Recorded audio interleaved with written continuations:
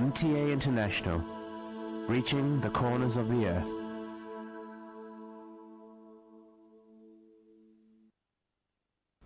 صلی علی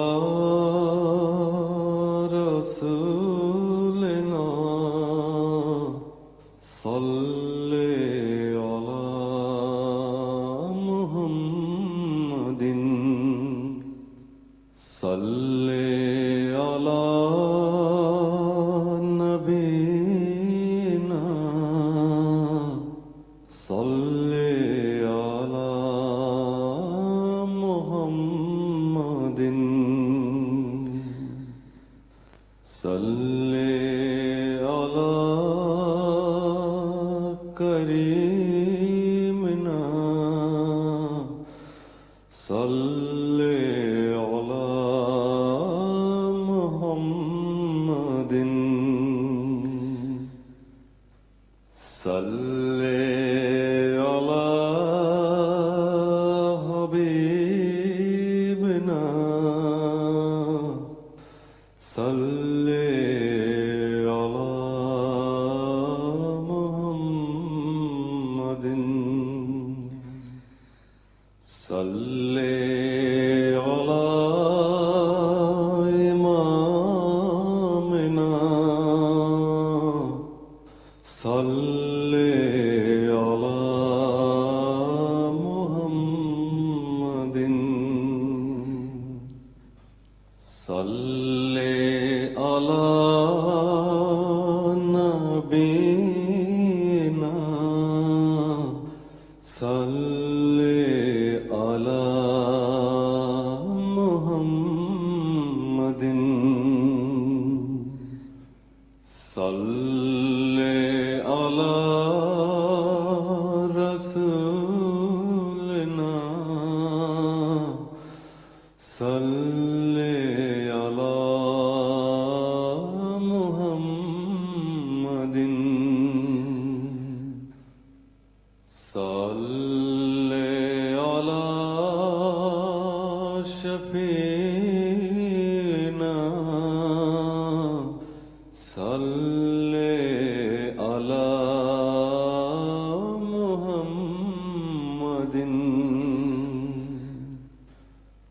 صلی علی کریمنا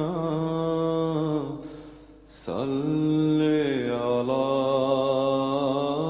محمد صلی علی حبیبنا صلی علی محمد صلی علی امامنا صلی علی محمد صلی علی رحیمنا صلی علی محمد صلی علی نبینا صلی علی محمد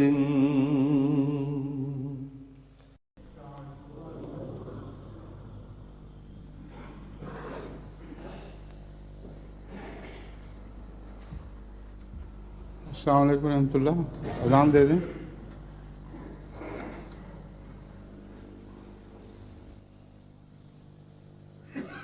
اللہ اکبر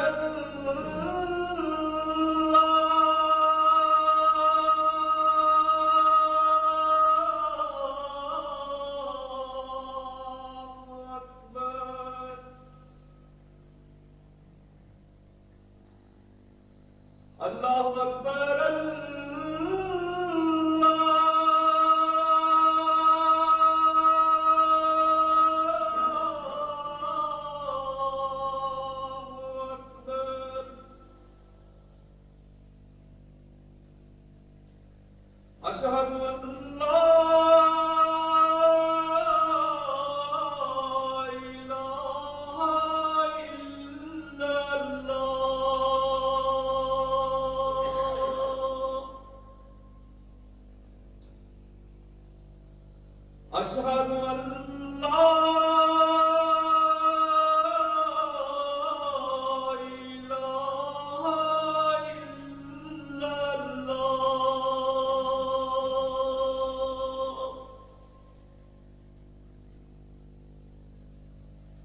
أشهد أن محمدا رسول الله.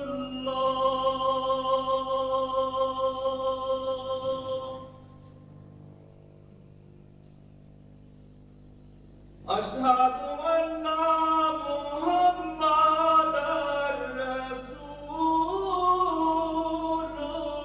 الله.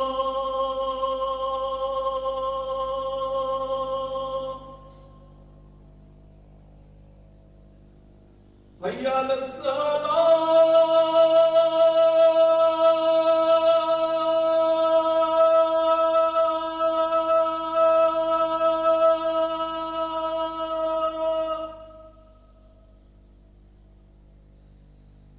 حي على الصلاة.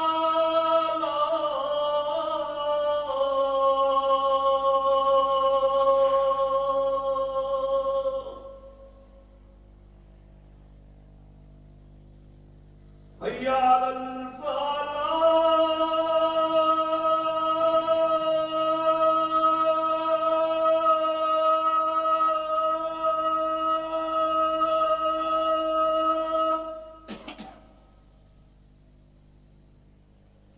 حي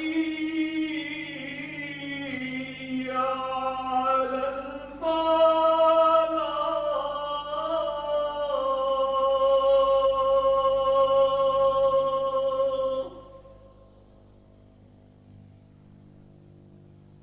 الله أكبر الله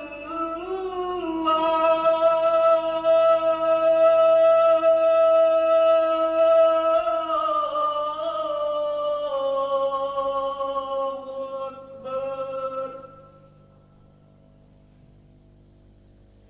لا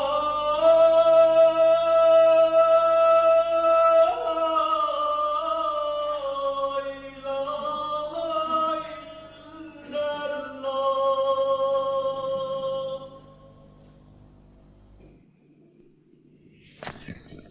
أشهد أن لا إله إلا الله وحده لا شريك له وأشهد أن محمدا عبده ورسوله. أما بعد فأعوذ بالله من الشيطان الرجيم. بسم الله الرحمن الرحيم. الحمد لله رب العالمين الرحمن الرحيم مالك يوم الدين. إياك نعبد وإياك نستعين.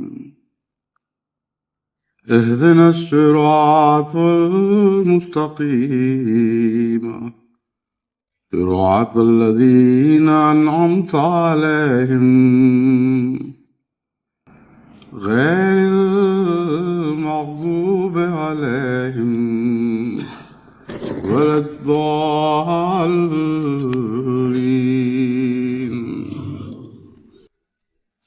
ومن آياته أن خلقكم من تراب ثم إذا أنتم بشر تنتشرون. ومن آياته أن خلق لكم من أنفسكم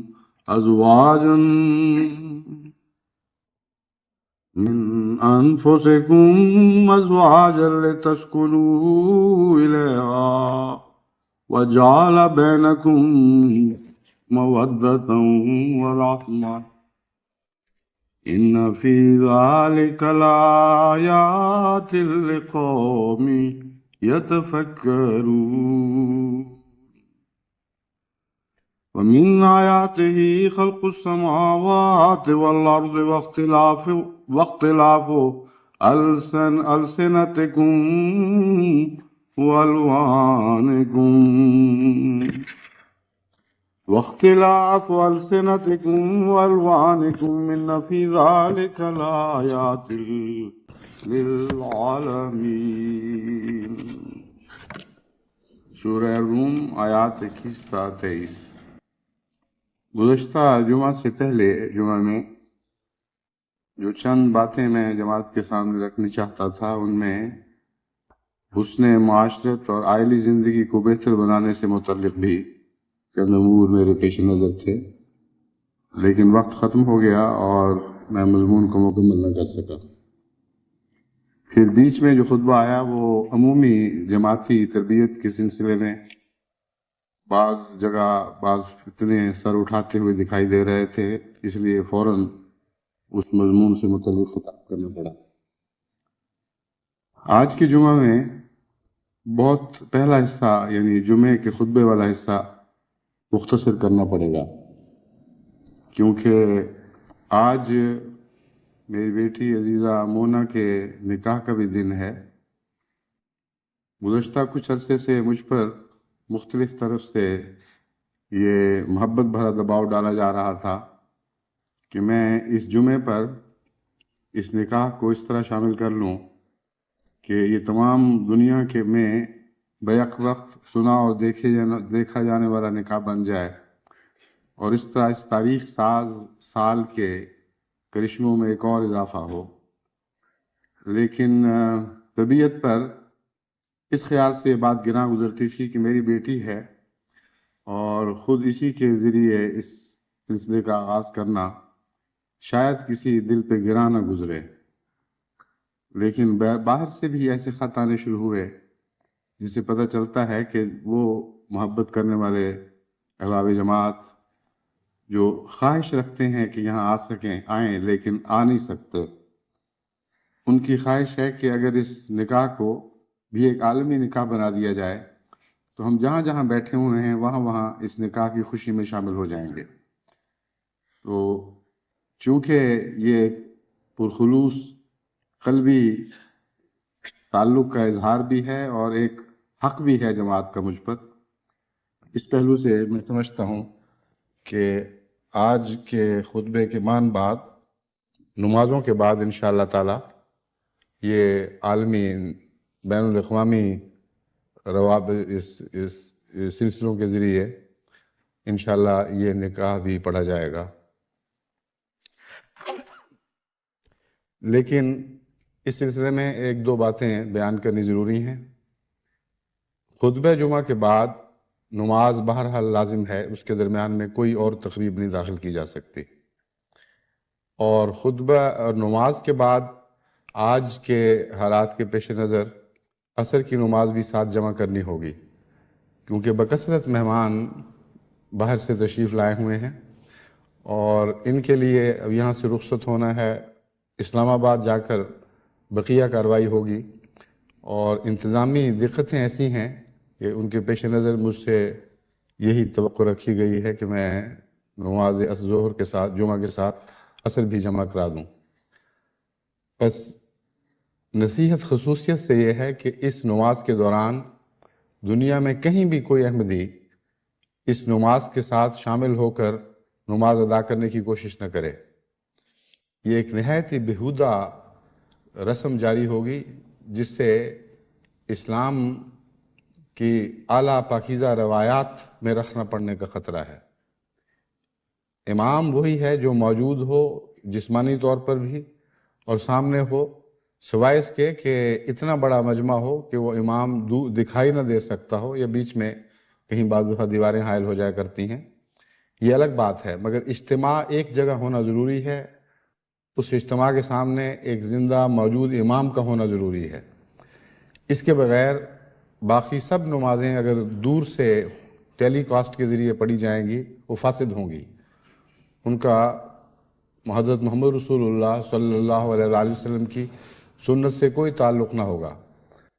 بس یہ فیصلہ کرتے ہوئے کہ نکاح آج ہی ہو جائے، میرے سامنے یہ دقت پیش کی گئی تھی کہ چونکہ نمازیں بیچ میں ہوں گی اس لیے خطرہ ہے کہ لوگ نمازیں ساتھ نہ شروع کر دیں، تو آپ پہلے نکاح پڑھ دیں، میں نے کہا یہ تو بہت اچھا موقع ہے کہ اس خطرے کا ازالہ ہمیشہ کے لیے کر دیا جائے، اور اس فیصلے کی برکت سے جماعت کی ایک عالمی تربیت کا موقع میسر آ گیا۔ بس یاد رکھیں کہ ٹیلی کاسٹ خطبوں وغیرہ کے پیچھے کے بعد جو نمازیں ہوتی ہیں ان میں باہر کے لوگ شمولیت نہیں کر سکتے۔ اپنا امام اپنے سامنے رکھیں، اگر وہ اسی نماز کا وقت ہو تو پھر نماز ہوگی، ورنہ دور کے امام کے پیچھے ٹیلی کاسٹ تصویروں کے ذریعے نماز نہیں ہو سکتی۔ اسی لیے میں نے یہ تاکید کر دی تھی کہ وہ حصہ دکھایا ہی نہ جائے۔ بس ایک سوال یہ بھی اٹھایا گیا کہ پھر آپ نماز جب دکھائیں گے تو پہلی ہدایت کی خلاف ورزی ہوگی۔ اس کا جواب یہ ہے کہ بارہا مجھے خیال آیا کہ ٹیلی کاسٹ خطبوں کو دیکھنے کے شوق میں بکثرت غیر احمدی آنا شروع ہو گئے ہیں، اور دن بدن ان کی تعداد بڑھ رہی ہے۔ میں صرف پاکستان کی بات نہیں کر رہا، بلکہ دور دور جہاں جہاں بھی یہ خطبات ٹیلی کاسٹ کے ذریعے دکھائے جاتے ہیں، خدا کے فضل سے رپورٹوں کے مطابق غیر احمدیوں کا ان خطبوں میں شامل ہونے کا رجحان دن بدن بڑی تیزی سے بڑھ رہا ہے، اور خدا تعالیٰ کے فضل کے ساتھ جو ایک دفعہ آتے ہیں وہ آئندہ بھی آتے ہیں اور اپنے ساتھ دوسروں کو بھی لے کر آتے ہیں۔ بس اس پہلو سے ان کو جو ہماری عبادتوں کے متعلق غلط فہمیاں ہیں وہ بھی آج دور ہو جائیں گی۔ آج یہ بھی دکھائی دے گا کہ ہم خطبہ کیسے خطبے کے بعد نماز کیسے ادا کرتے ہیں، اور بعض غلط فہمیاں جو ہماری نماز کے متعلق پھیلائی جاتی ہیں وہ بھی دور ہو جائیں گی۔ اس کے بعد میں مختصراً اسی مضمون یعنی آئلی زندگی کے تعلق میں جو مضمون بیان کرنا چاہتا تھا اس کی طرف واپس آتا ہوں۔ قرآن کریم کی جن آیات کی میں نے تلاوت کی ہے ان میں اللہ تعالیٰ فرماتا ہے وَمِنْ آیَاتِهِ أَنْ خَلَقَكُم مِّن تُرَابٍ ثُمَّ إِذَا أَنْتُمْ بَشَرٌ تَنْتَشِرُونَ، کہ اس کے نشانات میں سے ایک یہ بھی ہے کہ اس نے تمہیں خاک سے پیدا کیا ہے۔ ایک لفظ تین ہے جس کو ہم مٹی کہتے ہیں، اس میں نمو کا مفہوم داخل ہے، یعنی گیلی مٹی، نمی کا مفہوم داخل ہے۔ تراب خاک کو کہتے ہیں۔ تو یہ ایک طرز بیان ہے جس سے انسان کو اس کے عاجزانہ آغاز کی طرف توجہ دلانا مقصود ہے کہ تمہاری حیثیت کیا ہے، خاک کے پتلے ہی تو ہو۔ ثم اذا انتم بشر تنتشرون، پھر دیکھو کیسی عظیم تبدیلی واقع ہوئی ہے کہ تم بحیثیت بشر جو تخلیق کائنات کے سب سے اوپر کی منزل پر کھڑا ہے، ایسے بشر کی صورت میں تم دنیا میں ہر طرف پھیل گئے ہو۔ پھر فرمایا وَمِنْ آیَاتِهِ أَنْ خَلَقَ لَكُم مِّنْ أَنفُسِكُمْ أَزْوَاجًا، اس کے نشانات میں سے ایک یہ بھی ہے کہ اس نے تم ہی میں سے تمہارے جوڑے پیدا کیے، لِتَسْكُنُوا إِلَيْهَا، تاکہ تم ایک دوسرے سے سکینت حاصل کرو۔ الہ میں نے اس کی الہ جھکو اس کی طرف، سکینت کی خاطر، سکینت کی تلاش میں۔ وَجَعَلَ بَيْنَكُمْ مَوَدَّةً وَرَحْمَةً، اور تمہارے درمیان اللہ تعالیٰ نے محبت اور رحمت رکھ دی ہے۔ بس میاں بیوی کے تعلقات کا اس سے بہتر نقشہ نہیں کھینچا جا سکتا۔ پہلے تو یہ بتا دیا کہ تم سب خاک کے پتلے ہو، ایک دوسرے پر تمہیں کوئی فضیلت نہیں ہے، اور ایک ہی وجود سے پیدا کیے گئے ہو۔ اور رشتوں کی ایک وجہ تو وہ ہے جو پہلی آیت میں بیان ہو گئی، تنتشرون، تم نشو و نما پاتے ہو اور دنیا میں پھیل جاتے ہو اور پھیل چکے ہو۔ دوسری وجہ جس کی طرف عموماً توجہ نہیں ہوتی وہ یہ ہے لِتَسْكُنُوا إِلَيْهَا وَجَعَلَ بَيْنَكُمْ مَوَدَّةً وَرَحْمَةً، تاکہ تم اپنے جوڑے سے تسکین حاصل کرو، یعنی اپنے دوسرے زوج سے تسکین حاصل کرو۔ الہ میں ضمیر مؤنث تانیث کی ہے، یعنی یہ معلوم ہوتا ہے کہ مردوں کو خصوصیت سے مخاطب فرماتے ہوئے یہ فرمایا گیا ہے کہ تاکہ تم اپنی بیوی سے تسکین حاصل کرو۔ یہ کہنے سے ایک غلط فہمی بھی پیدا ہو سکتی ہے جیسا کہ اکثر دنیا کے معاشروں میں یہ غلط فہمی پائی جاتی ہے کہ مرد کا کام ہے عورت سے تسکین حاصل کرے، عورت کا کام ہے تسکین دے اور اس کے بعد چھٹی، اور مرد پر کوئی ذمہ داری نہیں۔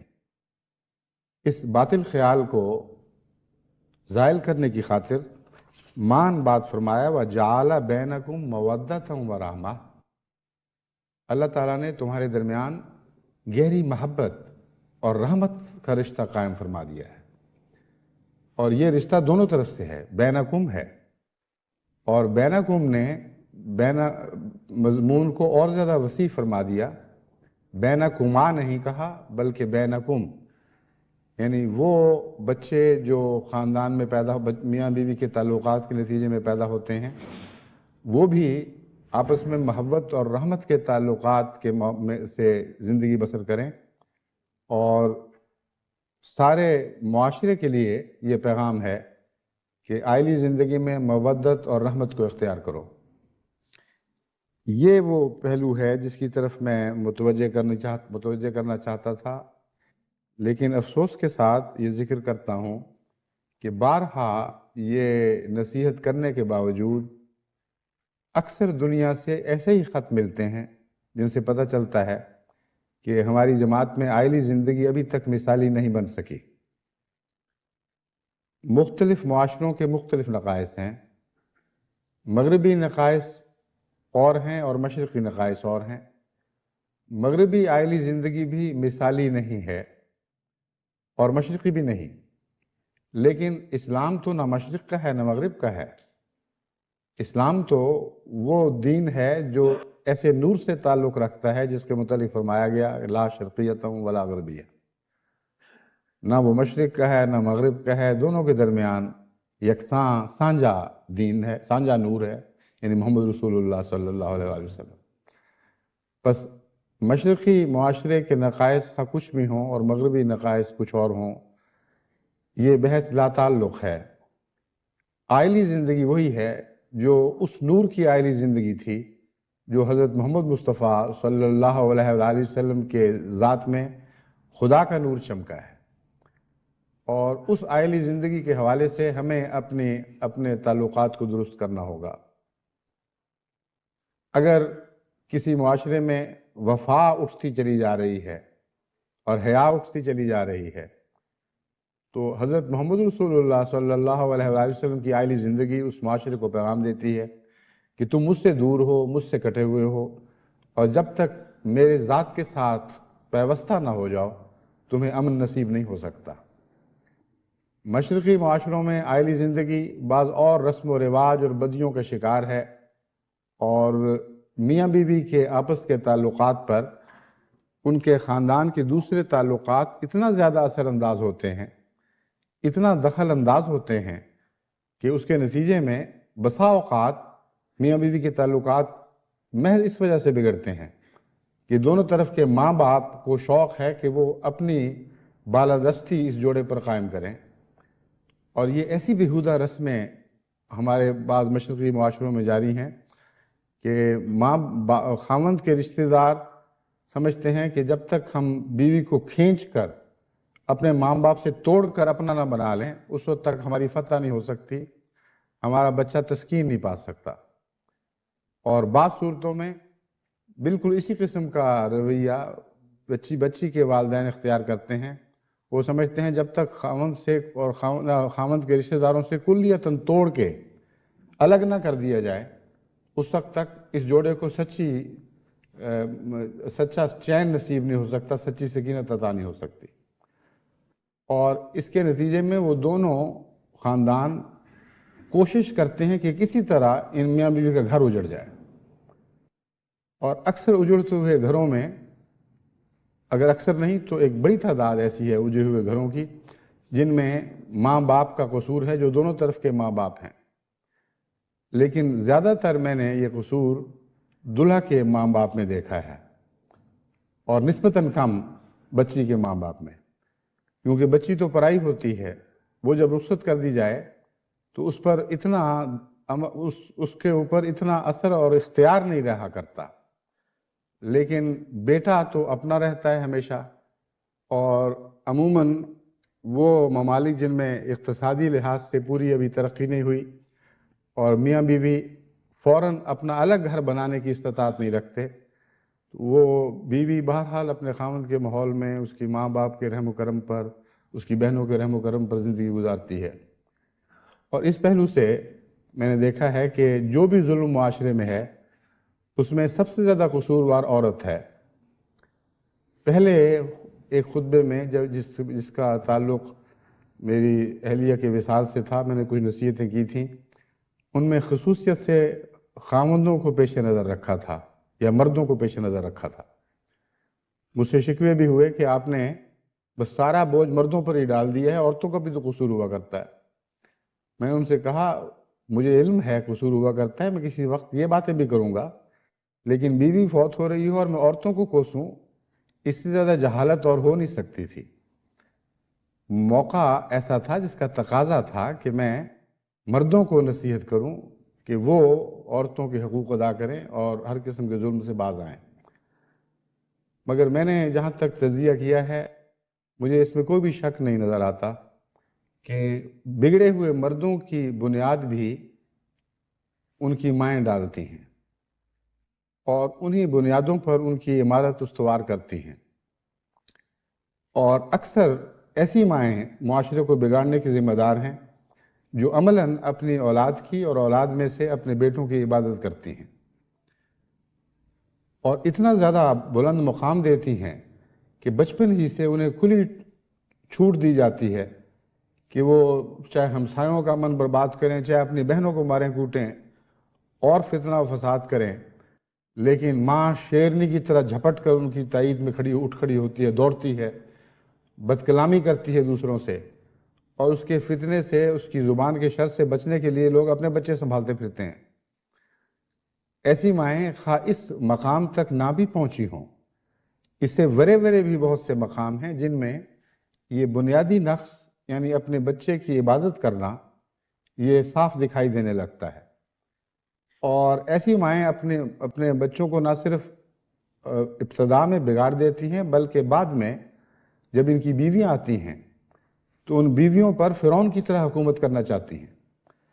ان بیویوں سے یہ تعلق توقع رکھتی ہیں کہ تمام تر خدمتیں خاوند کی، اس کی بہنوں کی، اس کی ساس کی ہوں، یعنی اس کی خاوند کی ماں کی، اور وہ گویا کہ گھر کے لیے ایک نوکرانی پال لی گئی ہے یا خرید لی گئی ہے، اور اسی ضمن میں اپنے بیٹے کی زندگی سنوارنے کی خاطر بعض دفعہ پروفیشنل سے شادیاں کی جاتی ہیں۔ بعض دفعہ لوگ مجھے بھی لکھتے ہیں کہ جی ہمیں تو کوئی ڈاکٹر عورت ڈھونڈ کے دیں، کوئی استانی ڈھونڈ دیں، کوئی ایسی ہو جو کمانے والی ہو۔ اسی وقت مجھے سمجھ آ جاتی ہے کہ نیت کیا ہے، اور میں ان کو صاف لکھ دیتا ہوں کہ اپنے فساد کو اپنے طور پر رکھو، میرا ہاتھ تمہارے فساد میں شامل نہیں ہوگا، جو رشتہ کرنا کرو، لیکن اگر نیت وہ نہیں ہے جو قرآن کریم نے بیان فرمائی ہے تو وہ نیت فساد کی نیت ہے۔ قرآن کریم نے کہیں یہ نہیں لکھا کہ تاکہ تمہاری اقتصادی حالات بہتر ہو جائیں۔ قرآن کریم نے یہ نہیں لکھا کہ بیویاں اس لیے لاؤ کہ ان کو گھر کی نوکرانیاں بنا دو یا ان پر اپنے روب جماؤ یا ان کو تانے دو۔ اور جہاں تک اس تان و تشنیع کا تعلق ہے، بہت سے گھر اسی وجہ سے اجڑتے ہیں۔ لڑکی گھر میں آئی ہے، وہ اس کی نندیں اس کی بیٹھ کر کوئی نہ کوئی شوشہ چھوڑتی ہیں، اس کا تو اس قد اس طرح ہے، اس کا تو جسم اس طرح ہے، اس کو تو بات کرنے کا پورا سلیقہ نہیں آتا، اس میں تو پوری حیا نہیں ہے، اس کا لباس ایسا ہے۔ اور یہ باتیں وہ سمجھتی ہیں کہ بہت ہم چسکے لے کر جو بیان کر رہی ہیں، ہمارا بھائی بھی سن رہا ہے، وہ بھی مزے کر رہا ہوگا، ہمارے ماں باپ بھی خوش ہو رہے ہوں گے کہ ایسی باتیں سنائی ہیں اس کو، اور یہ نہیں سوچ رہی کہ اس کے لیے ایک جہنم پیدا کر دی گئی ہے، اور جو جہنم پھر پھٹے گی، بڑھے گی اور سارے معاشرے کو آگ میں مبتلا جلا دے گی۔ چنانچہ ایسے گھر پھر جہنم کا نمونہ بن جایا کرتے ہیں۔ پھر وہ بھی، اس کا بھی منہ پھٹتا ہے، وہ پھر آگے سے باتیں کرتی ہے۔ ایک بات اپنے ماں باپ کے خلاف سنیں، 2 دفعہ سنیں، 4 دفعہ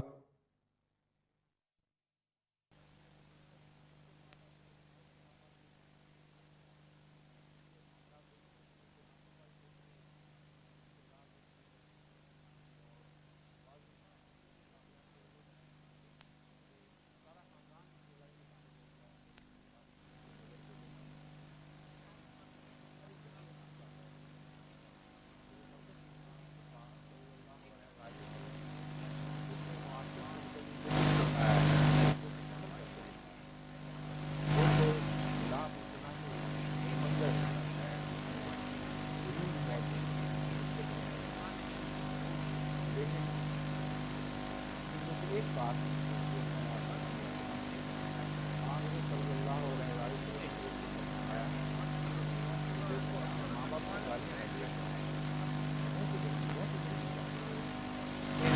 ماں باپ کی بات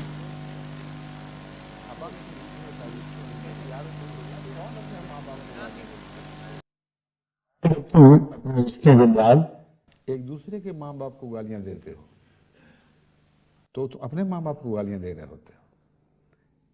اس میں دو باتیں خصوصیت سے حضور کے پیش نظر معلوم ہوتی ہیں.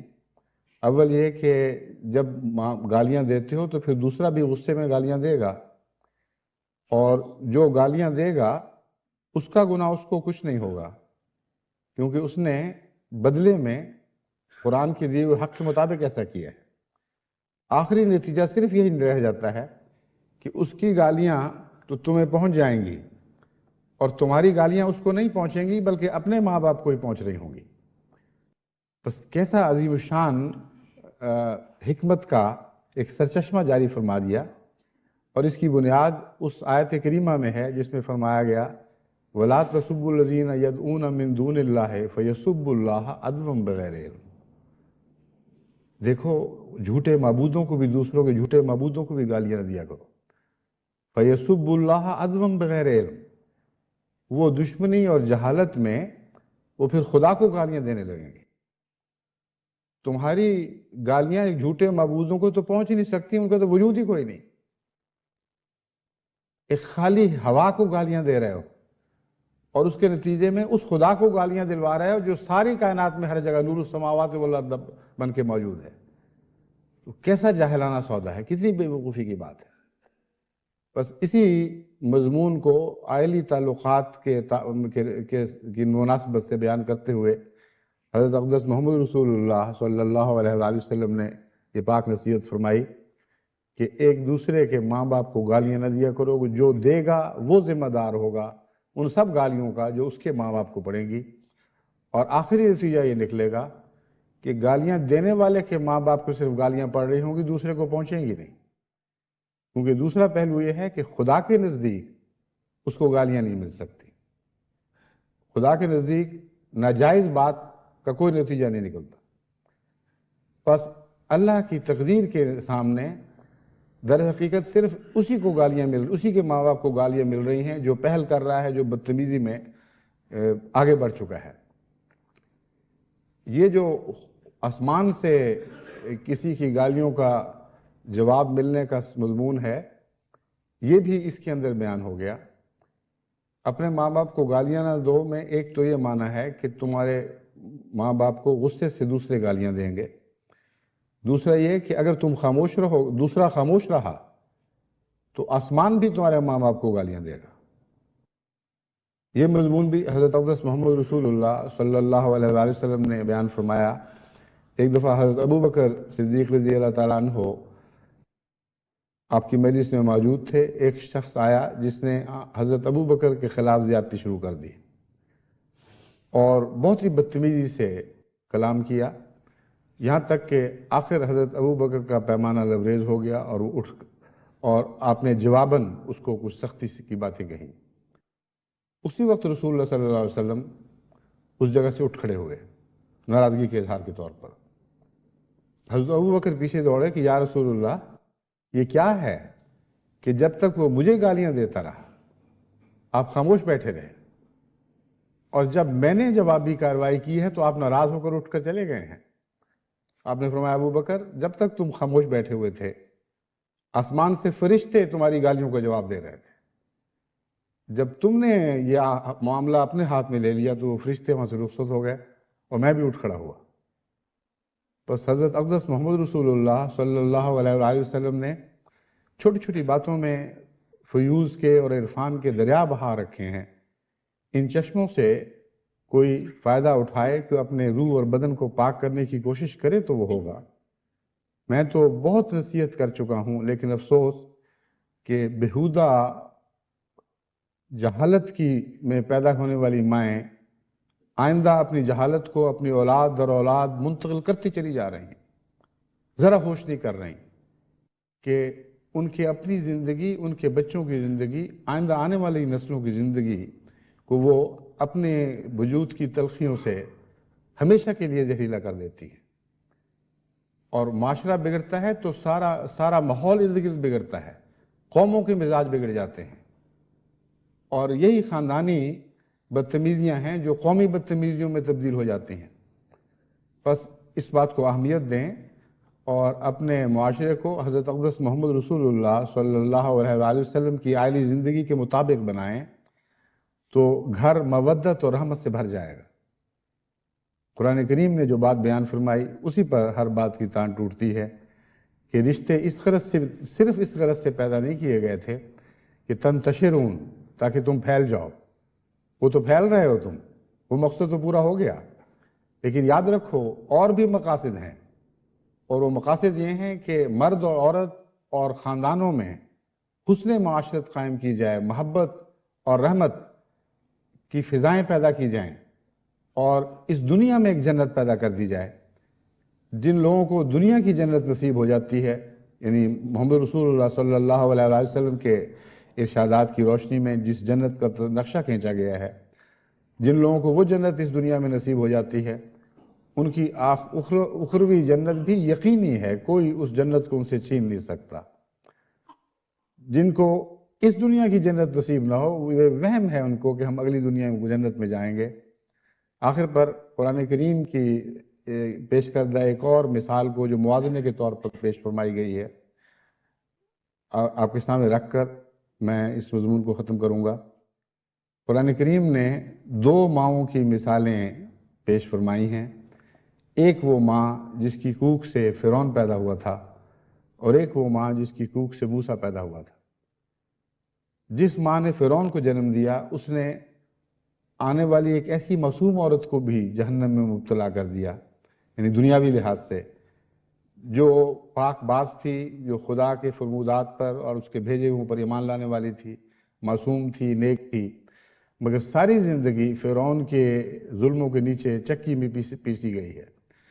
اور اللہ تعالیٰ نے اس سے ہمدردی فرمائی ہے. اللہ تعالیٰ نے اسے وہ دعا سکھائی جس کے نتیجے میں وہ فرعون کے ظلم اور عذاب سے نجات پانے کے لیے اور جنت میں اپنے لیے الگ گھر طلب کرنے کے لیے تمنا کرتی تھی. اور دوسری طرف وہ موسیٰ کی ماں تھی جس نے اسی زمانے میں اس موسیٰ کو جنم دیا جس کے حسن خلق سے متاثر ہو کر مدین کے ایک گھاٹ پر لڑکی نے خود تمنا کی کہ کاش اس سے میری شادی ہو جاتی. لیکن شرمیلی طبیعت اور حیا کے نتیجے میں وہ یہ کہہ نہ سکی. اپنے باپ کو اس نے صرف اتنا بتایا کہ اس طرح یہ واقعہ گزرا ہے، کیوں نہ ایسے شخص کو ملازم رکھ لیا جائے. ان کے والد بہت ذہین تھے، وہ فوراً سمجھ گئے اور انہوں نے کہا ہاں ملازم تو رکھیں گے، لیکن اس شرط پر کہ تم میں سے کسی ایک سے شادی ہو جائے. اور وہ شادی ہوئی اور وہ حسن خلق اسی طرح جاری رہا. چنانچہ قرآن کریم نے اشارتاً فرمایا ہے کہ اتنا آرام کا خیال تھا کہ چلتے چلتے دور پہاڑی کی چوٹی پر ایک آگ دکھائی دی اور یہ کہا اپنی اہلیہ سے کہ کیوں نہ میں جاؤں اس آگ کی تلاش میں تاکہ تمہیں آرام نصیب ہو، ہم بیٹھ کر مل کر وہ آگ سینکیں. قرآن کریم چونکہ بہت ہی عظیم مضامین کو اور وسیع مضامین کو بیان فرماتا ہے، اس لیے جگہ کی دقت کے پیش نظر چھوٹے چھوٹے اشارے رکھے جاتے ہیں، ورنہ تو یہ کتاب ارب صفحوں پر پھیل جاتی. بس قرآن نے جو حسن معاشرہ پیش فرمایا ہے اس کو اختیار کرو، سب گھر جنت بن جائیں گے. اگر احمدی گھر جنت بن جائیں تو پھر ہم دنیا کو احمدی معاشرہ ایک نورانی معاشرے کے طور پر پیش کر سکتے ہیں. محمد رسول اللہ کے حسن خلق کے طور پر، آپ کے نور کے طور پر ہم یہ معاشرہ مشرق کو بھی پیش کر سکتے ہیں اور مغرب کو بھی پیش کر سکتے ہیں، کیونکہ محمد رسول اللہ کا نور دونوں کے درمیان سانجا ہے. اللہ تعالی ہمیں اس کی توفیق عطا فرمائے. اب میں خطبہ ثانیہ کے بعد نماز جمعہ پڑھوں گا، اور کیونکہ جیسا کہ میں نے بیان کیا دقت ہے وقت کی کمی کی وجہ سے ظہر عصر کی نماز بھی ساتھ پڑھی جائے گی. احباب کرام جو دنیا میں دیکھ رہے ہیں وہ خاموشی سے بیٹھ کر انتظار فرمائیں، دعائیں کریں، ذکر الہی کریں، درود بھیجیں، اور نماز کے بعد پھر انشاءاللہ تعالی نکاح کی مختصر کارروائی ہوگی. السلام علیکم ورحمۃ اللہ.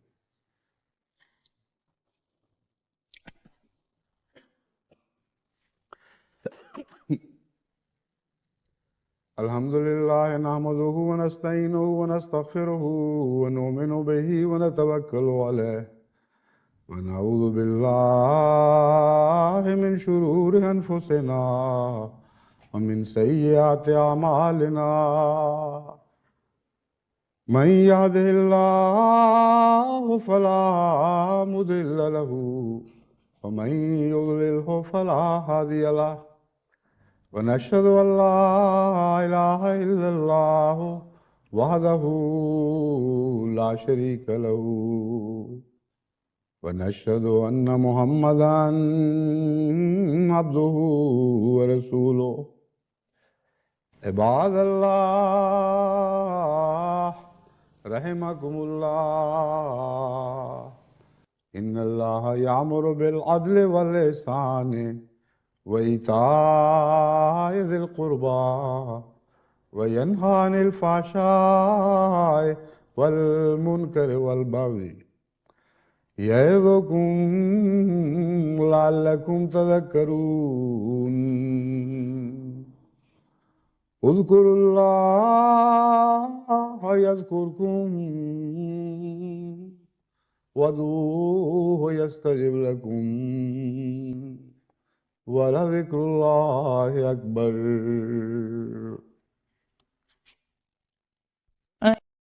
ما كان